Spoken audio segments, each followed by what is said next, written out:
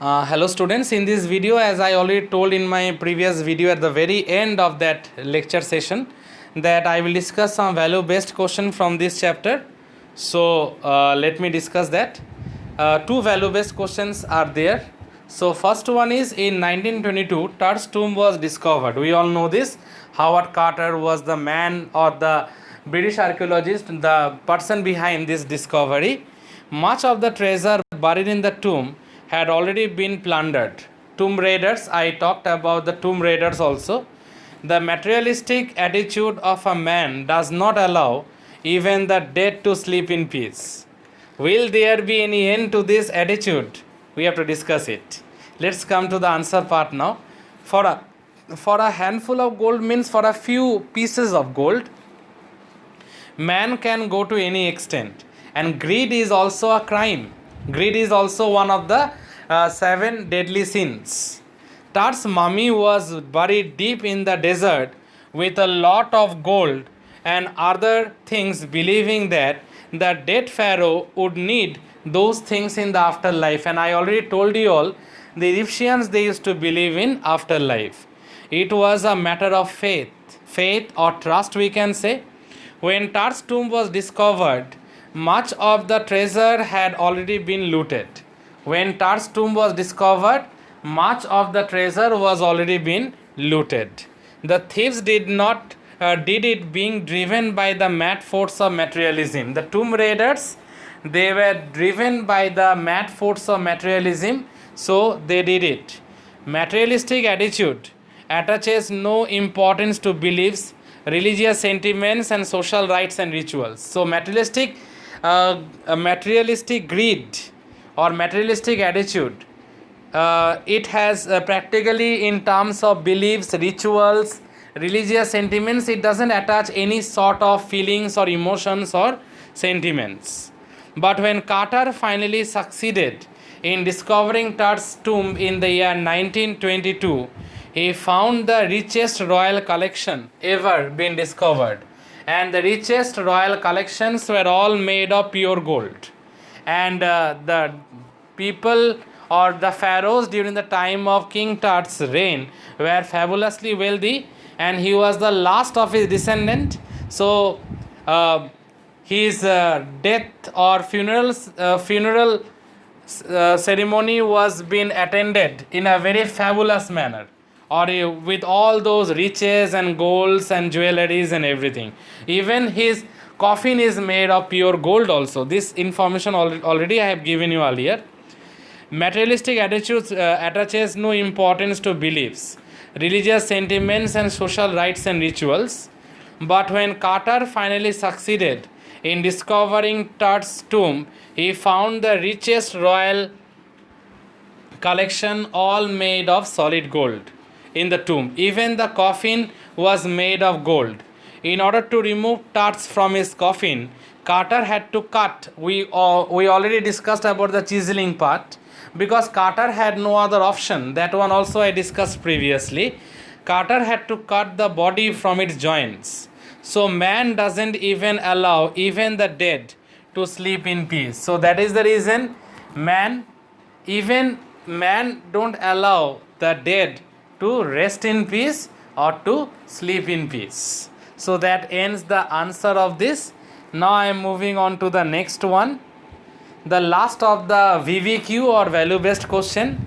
The lesson discovering Tut allows us a peep into the past. We can actually look into the past.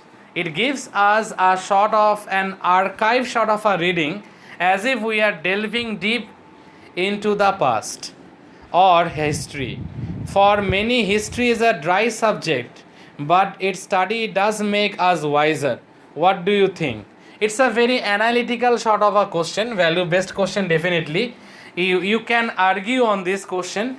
It actually wants to know what exactly is your own personal take on history, whether it's a dry subject or whether learning of history makes us wiser. It depends on you all. Real history is the objective portrayal of events. Actually, history is all facts, true events. There is nothing sugar coated in it. Everything is raw facts. That is what I am trying to say. Real history is the objective portrayal of events and facts that depicts development and destruction. True history is never colored in the hues of politics. It reflects the myriad facets of society. Facets means the various aspects of society. Myriad means various, multiple aspects of society. Everything gets exposed in history. Modern technology has made its portrayal objective, crystal clear also. And with the help of modern technology, history has become more lively nowadays. History puts forward lessons for us and provides us with chances to improve. So it's true that those who do not pick up these lessons are condemned to repent. Yes, so history is very interesting.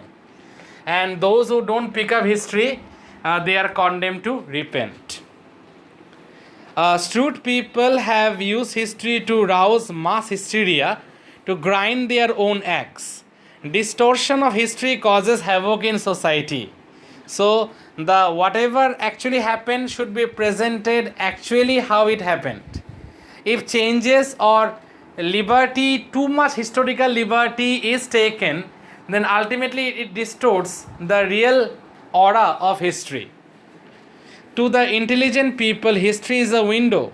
Window we can say a gateway also, through which they peep into the past to collect facts and interpret them in an objective manner. And finally, he can interpret them in an objective manner also.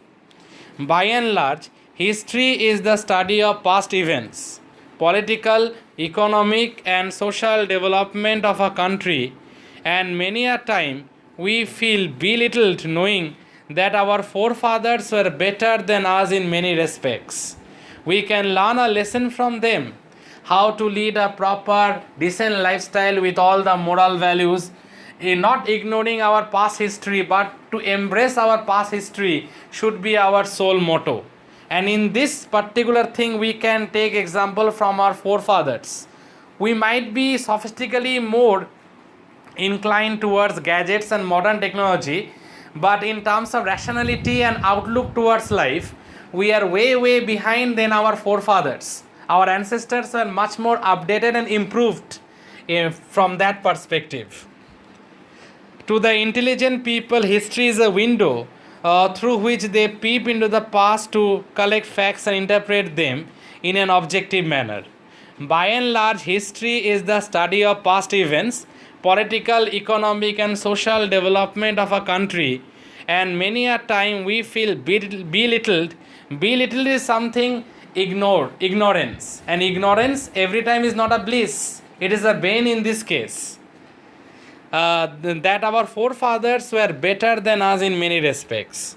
We can learn a lesson from them and refrain. Actually, refrain means restrain from making the same mistakes. And whatever mistakes, if such our forefathers created by distorting the history, we should not repeat the same mistake, because if we repeat the same mistake, then history repeats itself.